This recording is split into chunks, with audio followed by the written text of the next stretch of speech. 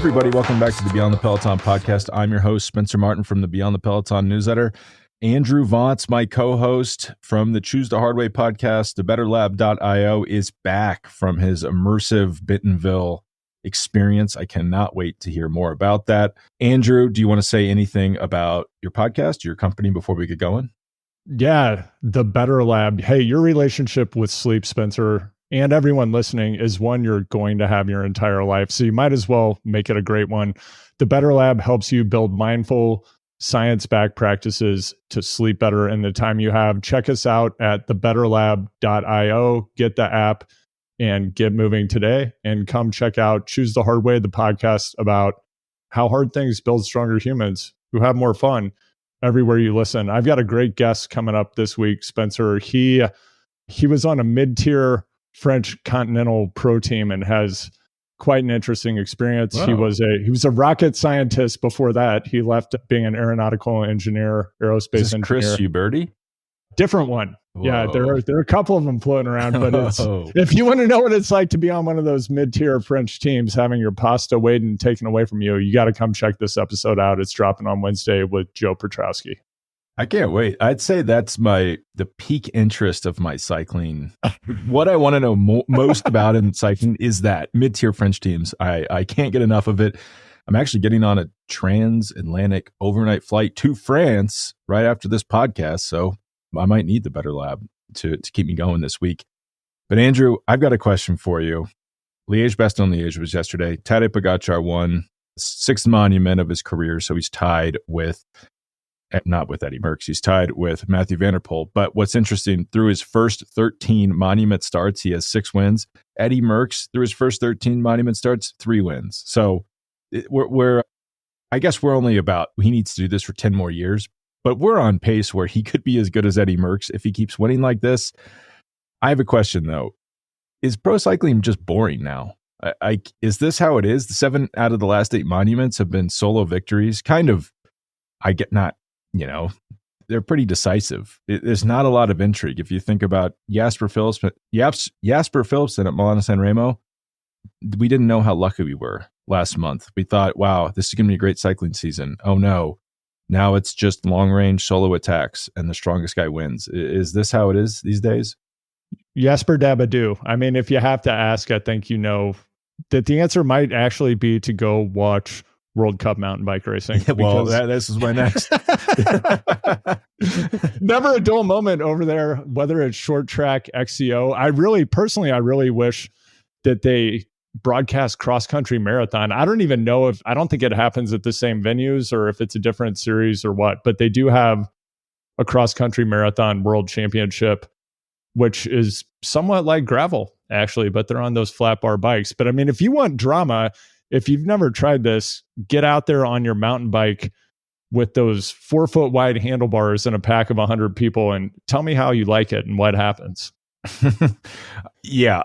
Now that I guess it was always on GCN, but something about mountain biking being on Max, I'm just throwing it on and I need it because these races finish. I do the newsletter. I love the news. Please read the newsletter. I'm having fun breaking down these races, but at a certain point, just putting historical performances into context and being like, no, I promise you, they're not boring. This is unbelievable what we're seeing, can get a little tiresome. And I'm like a junkie for these cross-country mountain bike races now. I'm a fan. This might just be a mountain bike podcast now. The U.S. is dominating. I don't know what happened. Maybe it's just because it's in the Americas. It's in South America, but maybe that's putting the Americans at an advantage. But I'm very excited to see how really the race for the women's 2 spots shape up as we get closer to the Olympics. I think that's going to be pretty spicy. Oh, yeah. I mean, that's 4 chilies for sure. And it races like LBL, while Pog is time trialing away, what did he do? He put in like 15 seconds per kilometer and 4 kilometers or something like that. Yeah, it might actually be a little bit more than that. It was really impressive. Yeah, it was absurd. Then you start to think things like, wow, Romain Bardet, what are you doing up here, man? Good to see you. Hey. Where did he come from? Only second career monument podium. I might be in his last year as a pro. I think he might be retiring. Yeah, not bad. Or, there are a lot of details to pick apart in these races, which is, of course, part of what we're going to do today. But I mean, like when Pog went Carapaz goes with him. We know how much teams are putting into marginal gains. We know that EF in particular has the ear flap helmet. I don't know what you want to call it. And there's Carapaz trying to keep up with Pog, and he's got his glasses stuck in the vents of his non-aero helmet. And I was just wondering what's going on here. Well, I'm glad Carapaz did that because I was as well. I don't think, I mean, it was a boring race. I mean, we can talk in a larger sense about the Ardennes. I think they probably should be moved on the calendar. I just think they don't quite fit there. But setting that aside, Pogačar goes, he's seated. He doesn't, as Lance would say, he's finger in the nose. Like, he's not even really breathing that hard. And Carapaz looks like he is riding to survive. Like, if he doesn't get up this climb in a certain time, they will execute him on the top of the climb. That's how hard he looked like he was riding, and he was just losing ground every second to Pogačar. So it gave us a nice little visual cue of like, oh, wow, we're seeing the fastest time up La Redoute. I believe he broke the record by 8 seconds, which was Remco Evenepoel's time of last year. If anyone thinks, oh, if Remco was here, this would have been a race. No, this wouldn't have been a race. I went back and watched Remco's attack. He couldn't even drop Tom Pidcock. So yeah, if you're not dropping Pidcock on La Redoute, you're not beating Pogačar. But yeah, that was completely the wrong move by Carapaz. The thing about Bardet was not responding on La Redoute. He was just racing for second place. Like, the smart riders knew the moment Pogačar attacked right there, it was game over and they should race for second. Yeah. I mean, another detail I saw, I can't remember which rider it was. Someone in a 4 or 5 person break had a cycling cap on under their aero helmet. And I know we see a lot of this, particularly in races when it gets wet. I haven't seen, Specialized has put almost everything in the wind tunnel. I have not seen any data around what happens when you put a cycling cap with a protruding bill on underneath your aero helmet. I suspect the results might not be great. But I mean, with that Carapaz attack as well, I mean, as you noted, everyone probably knew, like, we're racing for second, might as well save the bullets for later in the race when they're going to count. But do you think Carapaz was there because Ben Healy, who I would think would be the rider that EF was trying to position for the win, just couldn't go with that attack? Or did he read the race better? Or what do you think was going on? I kind of think Ben Healy, I mean, same thing you could see, like Schelmoza, the other guys back there. I think he just thought, we're already going so fast because like UAE had an odd race. They had a lot of riders up there, but it seemed like Domen Novak just did all the work. And as soon as Novak pulled off, he was going pretty hard in the lower slopes of La Redoute. Pogačar just went. I kind of think Healy just thought, I can't go that fast. Let's just stay with the rest of the people. Healy, kind of a weird race. He's the one who pulled Bardet off the front for that breakaway that got him second, but then Healy got dropped on the last climb. So I think Healy kind of played it perfectly to ride for the podium. He just needed to be able to stay with Romain Bardet. I can't imagine. You hate to even say this, but at this point, people shouldn't even respond to Pogačar attacks. It's just a fool's errand. Why do you think Israel Premier Tech was on the front pulling UAE for what seemed like more than an hour?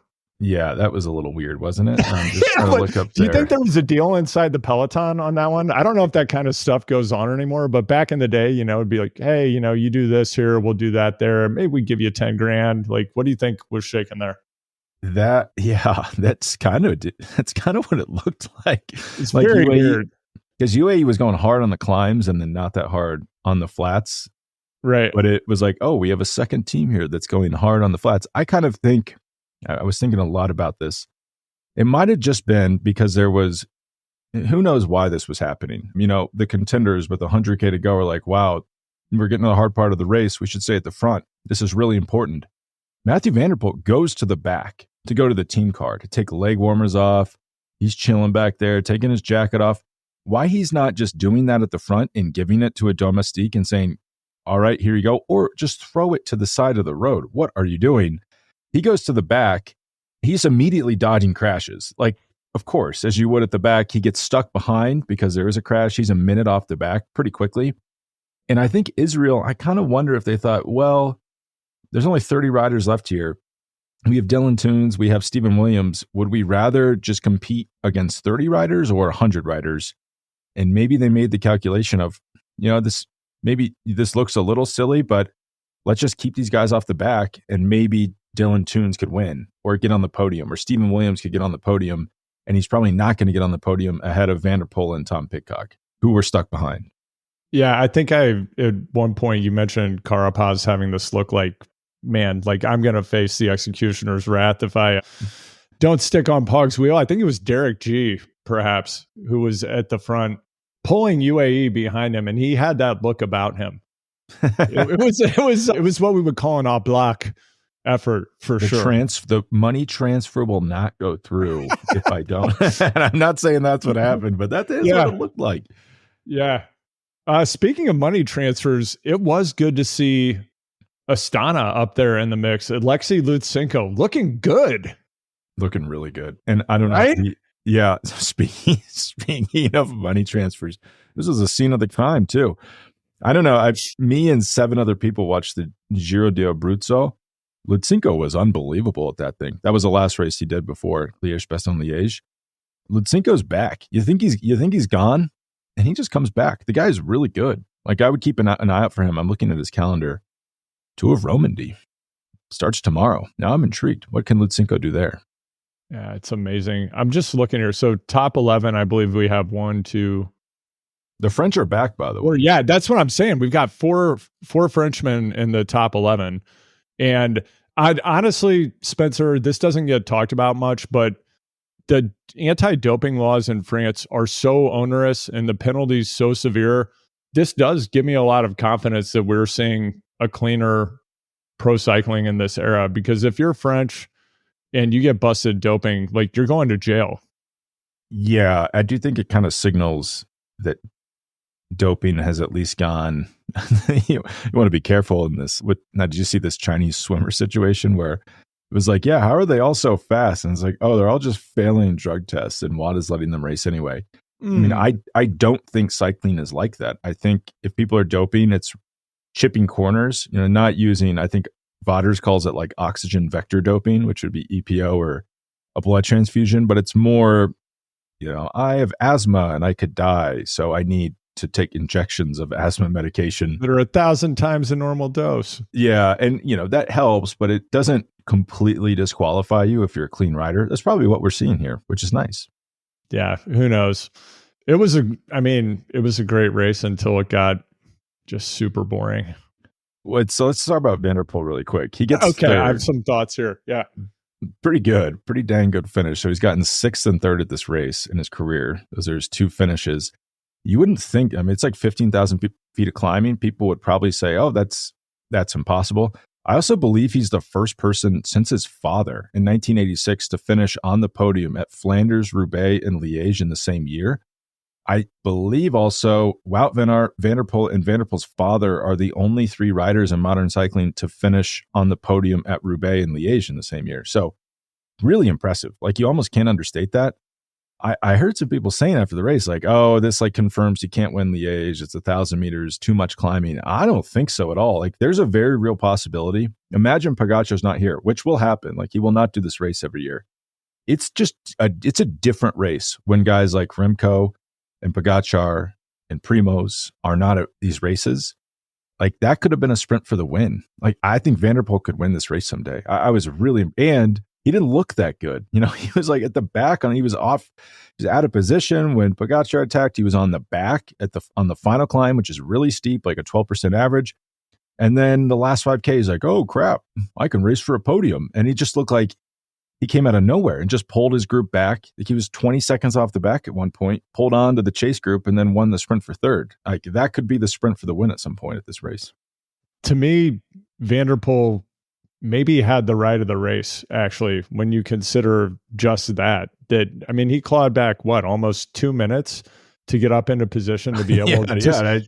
That out. That might be why he looked pretty bad on those climbs. Yeah, it was a phenomenal ride. And even his crashes, I don't know if you recall this, but in the broadcast, right before he crashed, there was a DSM rider gave him like a slight butt push. He was coming back up to the Peloton after having gone back to the car.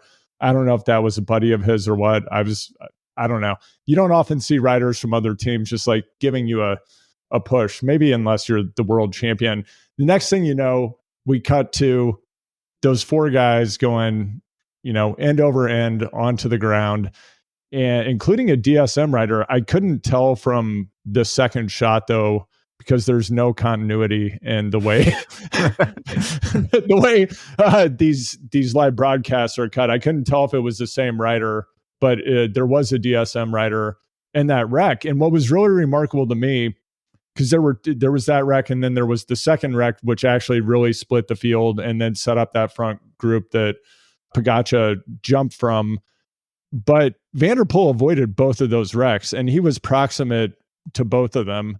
So I thought just the fact that he stayed upright when he was that close to where the action happened in both wrecks was pretty remarkable as well. So just his ability to stay upright and then seemingly just to close those gaps on his own because no one was helping him, and then to just smoke everyone in the sprint was unbelievable. And I also had the feeling that he was exhausted. Like I actually wanted to get your take on this. Given what we've seen him do thus far this year, I mean, it's very difficult to hold like that razor's edge peak for more than a couple of weeks. And I mean, we saw him Flanders, Roubaix. Surely the guy can't still be peaking, right? Yeah, and he won. You're even forgetting. Remember E3? I think I said E3. What's that? I don't even remember that. Yeah, he might have peaked, and he looked pretty dang good at Milano San Remo. I think he could have won that race if he wanted to. That was over a month ago at this point. I mean, there's a reason that not many people podium. I don't think a double winner has ever podiumed at Liège, unless I'm forgetting someone. And there's a reason that happens. It's almost impossible. If he did look tired to me. And then I would also add, if that's tired, I would love to be Van der Poel tired at some point. Just like, I just kind of like bagged it through Liège-Bastogne-Liège. And, I was a minute off the back at one point, but I got back on, and then I had to close some gaps in the final to finish third. It's unbelievable. We should say, I thought it was really interesting when he was on the back. And I'm like, there's a reason I don't do like live commentary, because I'm so reactive. I'm like, he's gone. He's not coming back. It's an 80-second gap. They can't close this. It's impossible. And then, of course, Tom Pidcock panics just like I was and says, this isn't happening. I have to attack and bridge. And Pidcock does an amazing attack, an amazing bridge attempt up to the lead group. And Van der Poel's like, hey, summer children, have you never been to a bike race before? Watch this. And he's just sitting in the group, and a team car comes but goes right in front of them, and they just draft the team car all the way back to the Peloton. So I was impressed that, what does he care? The guy's had like a dream season so far, so it's no sweat off his back if he doesn't make it back onto the front. But he just knew, it just felt like he knew a team car was going to come and bail them out at some point. And I was really impressed he didn't pull a Pidcock and panic midway through and try to bridge by himself. Yeah, another move that impressed me in this race, I have to admit, I'm primarily familiar with Harry Sweeney from his work on YouTube, chronicling, I think he lives in Andorra, and, he chronicles his training and kind of life as a pro, also a bit of an aspiring professional chef. So he's got quite an interesting YouTube channel. He made the move over to EF from Lotto this season. And wow, I mean, he looks strong. He was up there until the thermonuclear Pog attack, but this deep in the classic season, to see him in front doing the work and eating a lot of wind, I thought was a pretty impressive ride, and portents probably some good things to come for him. Yeah, the only problem is his team. I mean, what is that? Does that team? Well, I'm not saying it's going to happen there. He might have to might have to make a move. I mean, kind of what's crazy about EF is, and they have some good riders like Ben Healy and Richard Carapaz. Those are good riders. They finished last and second to last in the Van der Poel, one Peloton, so the 26th and 27th. And Carapaz, I mean, at this point, you're asking, like, what are they going to get out of him? Like, Olympic gold medal. That would be amazing. Yeah. Just mark my words. Like, you're going to see him come into some spectacular form circa the Olympics. I really think we're going to see a top 5 ride from him. Well, yeah, that is the funny thing about my prompts. He could win the Olympics, and Betty All could win the World Championships. It'd be funny if that happened. They get their 2 biggest wins of the year not in EF jerseys, which is very possible. But I think as long as you get the gold bike and the gold helmet and can, Van Avermaet for 4 to 9 years, like, you're good. Yeah. Oh my God. The Van Avermaet. That must have been like a 6-year run. That felt like it took forever. And poor Carapaz getting cheated out of a year. I guess you're right. He could win the Olympics. You could never count him out. But even on the women's side, I think it's a little, and someone emailed me about this. I'd kind of forgotten about it. So they took over the women's team. It was like an independently run women's team that had a long, long history and pedigree. They sponsored it. So they pulled their sponsorship from it. It's dead because the two sponsors were EF and Silicon Valley Bank. Silicon Valley Bank doesn't exist anymore. EF says we're going to start our own team. So they basically fire everyone that's working for that team, bring it all in-house, kind of, I guess, like star-studded signings, you'd say. And then they've just been nowhere in these big races. They had one rider in the lead group yesterday, Kim Kadzau, who I've never heard of before this, like a young Kiwi, an incredible race for her, but just kind of feels like that whole organization, I just needs a little bit of a shakeup, at least from a performance perspective. I mean, that's a good point. I don't know why, but this is taking me in the direction of we're going to have this face-off coming soon at Unbound, Spencer. I believe we're going to have Valverde versus Mohoric versus Greg Van Avermaet. And then we have, I'm going to forget this guy's names. The guy who got second last year. What's his name? Wait, so is it confirmed Valverde's doing Unbound? I saw he's doing Belgian Waffle Ride. Yeah, Valverde is going to be a Belgian Waffle Ride. He's a Canyon-sponsored rider. I believe that Canyon has their USA headquarters in Carlsbad, I think. So it would make sense. This is like the classic. You bring Remco to BWR Lawrence. Not the year that we did it, the truly great year, but a couple of years. We like crushed him, man. Yeah, a couple of years prior to that. But I mean, do you see Valverde taking this win over the weekend? First of all, let's start there. At BWR? Yes. Yes. I think Valverde is going to win. Oh, yeah. A lot of these, I mean, I do think that, okay, so Peter Vakok is the guy who got second at, very good rider. Yeah, because he got told. I mean, if you got to go back and watch that sprint at Unbound last year, all credit to Keegan for winning. I think he might have had more knowledge of what that finishing shoot was going to look like, but it basically narrowed down to about a 38 centimeter width with like 4 like MS 150 riders like on a charity ride going down the rest of the width of the finishing chute. And yeah, second place got boxed out pretty severely by those other riders. So yeah, to answer your question, I often think ex-pros are overrated because once you've touched the face of God, so to speak, in the World Tour, I think it can be hard just emotionally to be like, oh God, I'm in what is it? Not San Marino. It's in just some town outside of San Diego that I'm sure is wonderful. San Marco, California is where it is. It's just like, this is not the same. And I think motivation can be a problem. Valverde's not going to have that problem. That guy is flying. He just won a Gravel World Cup. And that course is perfect for him. He's going to crush. I mean, do you think there's any doubt? Well, it's reading the official press release. It says deepest field ever, etc. I'm not seeing a list of starters. I'm sure Michael Marks has it parked somewhere. We're going to have to get that full list of starters. I mean, we know that we're going to get many of the big names from the Lifetime Grand Prix will be out there at the BWR event. I think that barring some kind of equipment catastrophe, Valverde is going to absolutely destroy this field. And I also don't think he's going to have an equipment catastrophe. It seems like he's continued the exact same training load that he's had since. I don't think the man retired. Like he's still someone going. Someone told me that he looked exactly the same.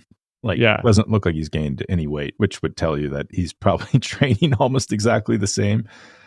I mean, this is earlier than in the podcast, and I wanted to get into gravel, but let's run with it. So let's say Valverde dominates. Let's say he dominates both BWR and Unbound. Is this the beginning of the end for gravel as we know it? Like once it just becomes a plan, and also I know we were hyping up cross-country mountain biking, but what happens if Van der Poel and Pidcock just show up and win the Olympics? Like, is it kind of big brothering these other disciplines, and is it hard for them to have their own identity if that keeps happening? When do we get gravel at the Olympics? I'm in a group chat where someone keeps saying that this is imminent and other people disagree with them. Yeah, they might be right. I mean, yeah, there could be other questions like when are we going to get 24-hour mountain bike racing at the Olympics? When are we going to get Grand Fondo? Yeah, Grand Fondo Olympics. Grand Fondo Olympics. I got an email the other. I'm on some Grand Fondo list. I need to unsubscribe. Pour one out for the Grand Fondos, man. Yeah, what happened? Yeah, they're still going on. There are a lot of like fondue. It's people are still dipping. It's still going on, but yeah, there's that question. I would say we've definitely hit that point. I feel like this year is like the year that all the Euros came over and started doing Norba races. And until, I feel like between probably 1995 and 2024, Europeans absolutely dominated cross-country mountain biking. We're seeing the pendulum start to swing back, perhaps because of some innovations happening at an American equipment manufacturer that we might want to talk about. And a high level of talent, NICA, a few other things. But yeah, I do feel like this is the year that gravel becomes like mountain biking did in 95, where, okay, Mohoric shows up. It's not going to be long before we start seeing probably some real prize money at these races. And I think that these world tour riders and their teams are going to say, sure, like go over there for the weekend. We're going to get some serious mainstream media coverage.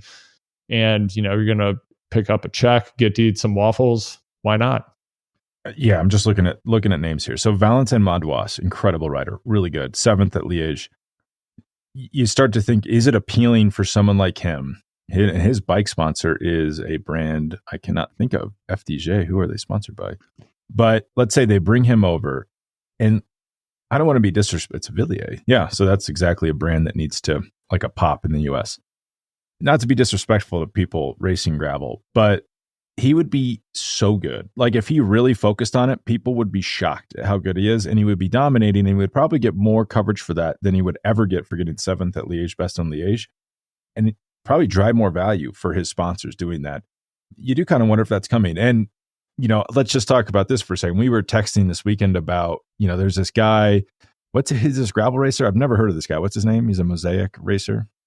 Oh, Brennan Wirtz, the Stanford rower. Yes. So like massive FTP, 480, I saw, like according to his 20-minute power test. And you might think 480 watts for an hour, that's Van Aert good. That's Ghana good. Well, it's not quite Ghana good, but that's up there. The other side of the equation here that people are forgetting is the watts per kilo. They're forgetting the kilo. So he's like over 90 kilos. So if we just pull out our little calculator, 480, let's say 90, I mean, that's like 5.3 watts per kilo. That's like me in my fittest. That's not World Tour good. You put that in perspective, like Tadej Pogačar is going to go into the Tour at probably 7 watts per kilo an hour. So you're almost 2 watts per kilo below. And it matters less, I guess, the less you're climbing. It's not like watts per kilo are everything on a flatter race, but they are still important. And especially as important if you are hitting any climbs on the course. So some of these guys are going to come over with like 6.5 watts per kilo thresholds. And I think that's going to be just difficult for the local, like you'd say, what the legacy gravel racer to keep up. Yeah, I've had Dylan Johnson on my podcast a couple of times, and we exchanged some messages from time to time. His social media following these races, they just had the Fuego XL this weekend over at the Sea Otter Classic. That was the opening Lifetime Grand Prix event of the year. So I believe it was a 100K mountain bike race. And Dylan now has this pattern of every post he does following a race is about how he's putting out his best ever, he has his best ever 3-hour power, 4-hour power FTP in every race. And he progressively is getting lower and lower results. So that's like the story of what's happening in gravel. The US talent pool, which, Dylan's a super talented, deeply committed professional athlete, and it's just not enough to compete against the people who are now coming into the sport, who are world tour level talents. Like anybody who's gone out and ridden with a world tour pro before, which I have, I know you have, Spencer. Trust me, you're, pros. They're not just like us. You're not like them. They have something you don't have.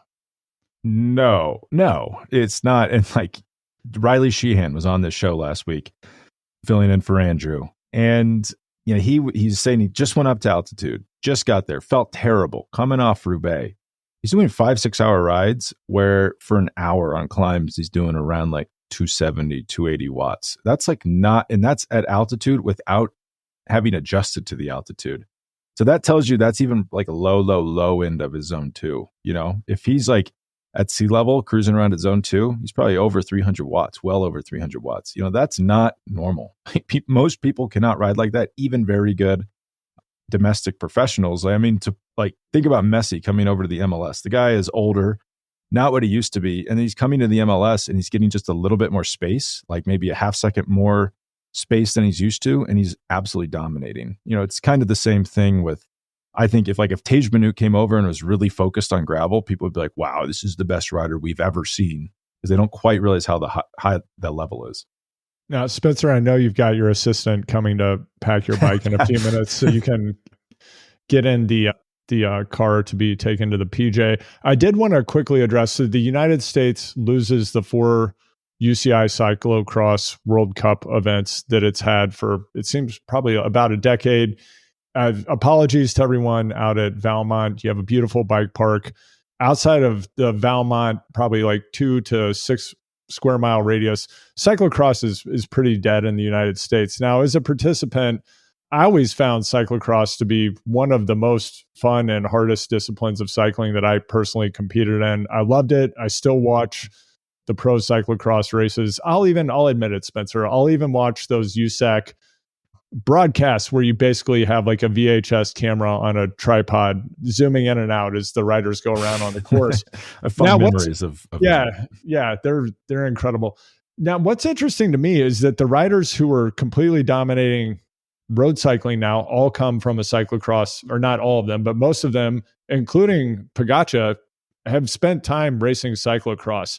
So clearly there's something to be said about what it can do to develop your bike handling skills and just your general ability, probably attention to detail, bike handling, fitness, that benefits you in all other domains of the sport. In the United States, it's totally imploded. It's so dead. And the UCI now came up with a system where they want to have certain World Cup races be mandatory for riders and teams to attend in order to be part of the World Cup, which is important to equipment sponsors. It's important to riders who want a good grid position at the World Championships. And that's because there are several other competitor series that are going up against the World Cup races, and the top level pros were foregoing going to things like races in the United States or far-flung locations so that they could, race at more geographically proximate sites. So that's probably why the United States is out. Just teams weren't going to schlep,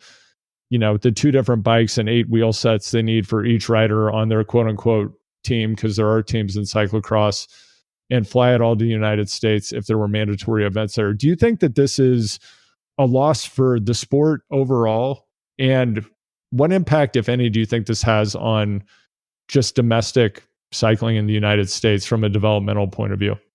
It's a good question. I tend to think it's time. It just felt like the last few World Cups to hold on in the US, it wasn't what it was. It felt like the UCI could not wait to dump those things. It wasn't the top level of riders. But in cyclocross, it's in a weird place anyway, because if you're not Van der Poel or Pidcock or Van Aert, you're not a top level rider anyway, even though you could be the best cyclocross specific rider in the world. And I do think Louisville World Championships, what was that, like 2011, 2012, 2013, one of those years, right. That was big. It just felt like a big moment, but I almost kind of wonder if it expanded too fast in the US as well. Like, did the expansion of those World Cups almost hurt local cyclocross scenes? And then it all felt like it got so like ballooned up and then contracted so fast. And it was like, like a little bit of oxygen left in the room. A few races are taking it, killing the rest, and then they die, and then there's nothing left. I almost feel like it needs to build back from the ground up.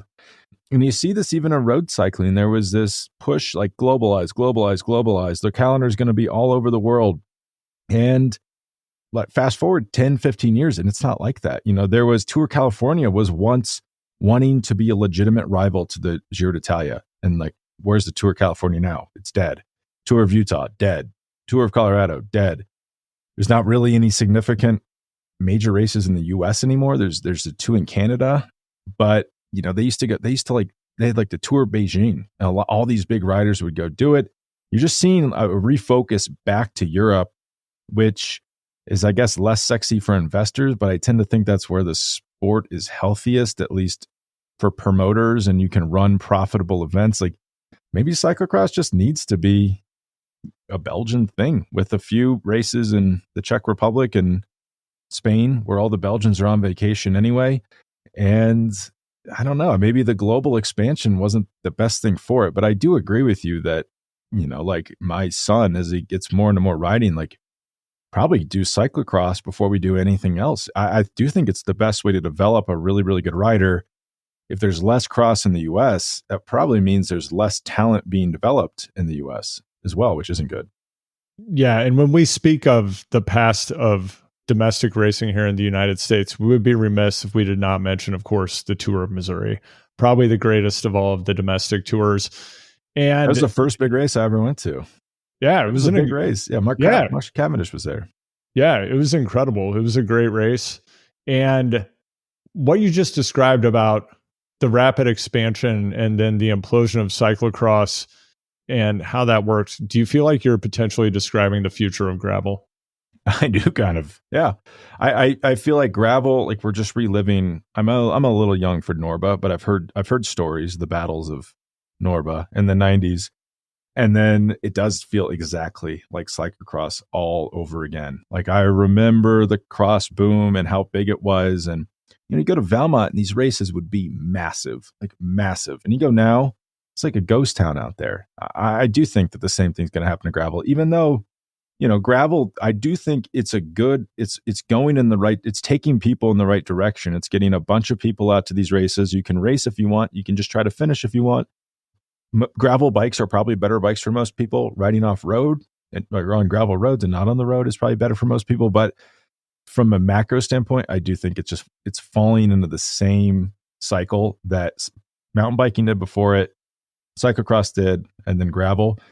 Just to go back on one other thing before I try to take this back to Tadej Pogačar. You mentioned an American bike company going away from a certain technology, which could be helping U.S. mountain bikers do well after many, many, many fallow years. Do you want to expand on that? Yeah. So if you take a look at recent mountain bike World Cup cross country and short track cross country results, you'll notice that specialized riders are absolutely dominating. Specifically, we've had a handful of American riders up there at the very top of the podium and on the podium a number of times the past couple of weeks.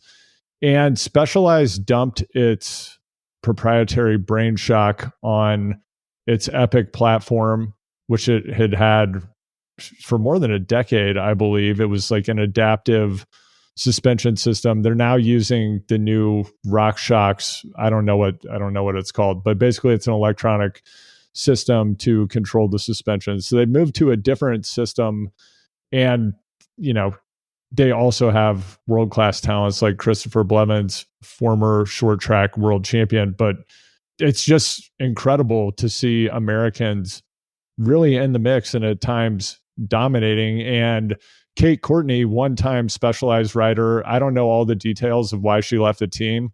I have to think that part of it may have been because she wanted to be on better equipment at the time that she made the transfer to Scott. Scott, for a long time, was an innovator and a leader in cross-country suspension technology.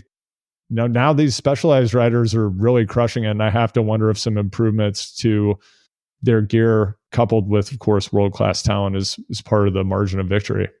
Here's the crazy thing about Kate Courtney. So, having left Specialized after winning the world championships, few bad years, having a pretty good year now probably won't make the Olympics, because Haley Batten and Salvia Blanc, both Specialized riders, right? Or no? Salvia is not. She's on Decathlon Rock Rider. Yeah. Ford, oddly. Like, is Ford that the same decathlon rock rider. I don't know what the Ford part of that yeah, is. I'm always like, is this? I don't think Ford? Yeah, I don't think Ford's making the bike, but I believe it's a decathlon. It's also It's like the interesting. decathlon bike. Yeah, decathlon rock rider. Of course, must be some kind of play on the Specialized rock hopper. Lawsuit incoming. But Haley Batten, you just look at her on the bike, incredible. You just tell, like, incredible athlete, like almost Van der Poel-esque posture, where just completely controlling the bike, looks like she has a control of the terrain that other people don't. And I do kind of wonder if there hadn't been, and this is like how cycling really grows, if there hadn't been this mountain bike league launch for high schoolers, which has been pretty popular and pretty successful, if she just never even gets into it, and is not even doing mountain bikes. I have no info on how she got into mountain biking. I would just guess that is the path she took. Yeah. So yeah, I think NICA is playing a significant role in the development that we're seeing both on the mountain bike side of things. And Sepp Kuss, of course, also started his career as a mountain biker. Let's go back a bit further. Floyd Landis as well. But I think we're a bit. That was Norma, right? I think he was the OG boom. Totally. Yeah. Yeah. Floyd was OG. He was a Norma guy for sure. And so I believe like Cadel Evans was yes, a mountain biker too. Yeah. Yeah, this is going to feel like I'm trying to throw the football over the mountain, but I remember the first time I saw Cadel Evans in person and saw him race was, and I believe 1999 at Big Bear.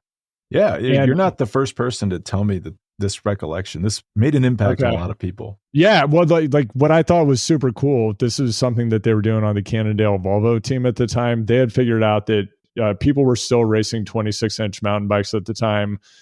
Wow, what an interesting team. Cadel Evans, Tinker Juarez, just like a remarkable group of incredibly talented individuals. And so they're running 26-inch wheel mountain bikes. It was the beginning of the disc brake era. And they realized you could run a 700C wheel with road tires and disc brakes on a mountain bike. So that's what they would do to like warm up and get in, just their like base miles or go out and do training, as they would ride their disc brake mountain bike with 700C wheels. Crazy. Wow. 29 birth right there. There you go. To take us back where we began, Poetic Symmetry, Tadej Pogačar wins Liège. Probably, I would say without a doubt, the best one-day rider of all time, because the only rider you could say challenges him is Van der Poel, and he is now beating Van der Poel every time they go head-to-head. We'll see how the Olympics and Worlds go. But so he's going to go to the Giro. And remember, this is all a warm-up for his Giro Tour double. Let's pencil him in. It's going to be the worst Giro of all time, by the way. Can you imagine how negatively this is going to be raced? Because he's going to take the pink jersey on stage 1, and he's probably going to hold it all the way through stage 21, and everyone's going to be racing for 2nd through 10th place. So let's say he wins the Giro. I know I'm skipping over a lot of things that could happen. Let's say he wins the Tour. Andrew, does he have to go to the Volta to do the triple, attempt the treble, which I would say I would have said is impossible before this year? I'd say, of course, he's going to do it. The guy is a game competitor. He loves a fight, and I think that he's going to want to go for it. What do you think? I think so, too. Yeah. That's why I love him. I love this guy. I love Pog. I mean, it's boring to watch him win by these margins of victory, but man, this guy always has a smile on his face and wants to punch you in the face. How can you not like him? I mean, and to defend him, yes, I guess it's boring, but he's also crushing the guy that was so good. Who we originally said made the sport boring. We were all complaining about Van der Poel 2 weeks ago. Now it's Vander who? This guy's finished in 3rd. Like, Pog is just so good. I mean, to have 6 monument victories through your first 13 monument starts, it's almost incomprehensibly good. So let's say he pulls off the treble. Now I'm realizing I'm getting I'm skipping through a lot of things that could go wrong. Let's say he wins that. Let's say he wins the World Championships. Olympic gold medal. If Carapaz doesn't take it. Yeah. Carapaz flats in the last 5K. Yeah. Pog wins it. I'm lifting him up on my shoulders in Paris. Is he entering the conversation? Are we talking about potentially the best rider of all time? I mean, the treble would be unbelievable. The only counterpoint to that might be Van der Poel being so dominant across so many different disciplines. I still think Pog is the greatest of all time de facto today. Yeah, I do have a lot of, I've come around to Van der Poel, and people, the nice thing about the newsletter is people reach out to you with many different diverse opinions, and you get to read them. But I've come around to the Van der Poel like being really, really good, probably better than I originally thought. The only thing about Pogačar that I cannot get past in them one-on-one is he is going up against Van der Poel and just dominating him at Van der Poel's main thing. And maybe you could say cyclocross is Van der Poel's main thing, and Pogačar can't beat him at that. But he says, whenever I want to beat Van der Poel in a one day, I just show up and I beat him in the biggest one day races in the world. You could say, well, he didn't show up to Tour of Flanders. I still think he would have won that if he showed up. And then I go and I win Grand Tours. Like, that is unbelievable. I just don't think I've ever seen anything like that. I wasn't alive for the Eddy Merckx era. I'd imagine that was kind of like that. I think the only thing standing between him and total domination and greatness in 2024 is going to be the Wout versus Pidcock battle that we're about to see at the Tour de France 2024. So just stand by. Wout on what we now know is a 54 centimeter frame, which is why you see so much post showing. Thank you, Alvin Hallbrook at Velo, for getting that tidbit. It did blow my mind. But I think we're going to see GC Wout hitting on all cylinders and giving Pog a run for his money at the Tour de France. And then I'm just deeply interested in what happens when Pidcock shows up ready to go for GC at the Tour, and we see Geraint Thomas getting that diesel engine revved up, coming off the bench with his low to no carb training that, as he and his coach recently shared, enables him to go super deep in those final weeks of the Grand Tour. So we know there's going to be some drama within Ineos as well. It's shaping up to be a hell of a tour. I like this. Yeah, I like this read on it. Pidcock, I will say, wins Amstel Gold. This is like a quiz you could give somebody. What is Tom Pidcock's most impressive performance of the spring? The fools would pick Amstel Gold. The real ones would say Paris-Roubaix and Liège. His 17th at Roubaix, incredible, when he wasn't even on the start list to begin with. And then 10th at Liège yesterday. You know, after he did not draft the car, he closed down that gap really by himself and then still finished 10th. You know, I do kind of think he's building towards a decent little Tour de France GC campaign. And, you know, he's a funny guy. He said he's only doing it so that he can target stages, but I think he's being a bit modest there. I'm curious what he can do. The Wout stuff is, people will say we're unhinged. You're winning me over on this Wout Tour de France GC kick. I actually could see it. And the fact that he trained, the difference between, let's say, like Lance Armstrong, when he crashed in 2009, around the same time of year, it was tough for him to build back up for the tour. He did have a good tour. I think he finished third, pretty good. But Wout was peaking before that, you know, so he had a really, really, really good quality training block, got injured, got a rest, enforced rest, and then now he's building back up again. I don't think his fitness is going to suffer that much from this. No, I don't either. And I think we're going to see him come back. As we've discussed previously, he's down a few kilos compared to previous years. I think he's going to lean out even more during this injury period. So going back to this watts and kilos that go into watts to kilo ratio, I think he's going to be lighter than ever. I think his watts are going to be the same. And I think that you're going to see a Wout raging like you've never seen him rage before. It's going to be a motors and blow level of ferocity at the Tour. Yes, because we're all sitting around talking about Van der Poel. Wout doesn't like that. It's agitating him. I can guarantee it. And yeah. When it gets to the July, we're going to say, who's Van der Poel? Well, I don't even remember those spring classics. Where is he right now? It is funny how the pendulum seems to swing on those two. Like one waxes while the other wanes. But I've got to run, Andrew. One quick question for you. So 7 out of the 8 last monuments, solo winners. What is going on with that? Are we going to see people, are they going to start launching attacks in the neutral zone eventually to try to get out in front of the race? Yeah, of course they are. It's going to make it even more interesting until it becomes more boring, which is what's happened with these super long range attacks. Yeah. And I guess, it's like in basketball, they realize 3 is worth more than 2. So everyone just shoots 3s now. Maybe people realize, it's easier to win against none than many. So I will just go to the line with no other riders, and then I will ensure myself a victory. It could be as simple as that.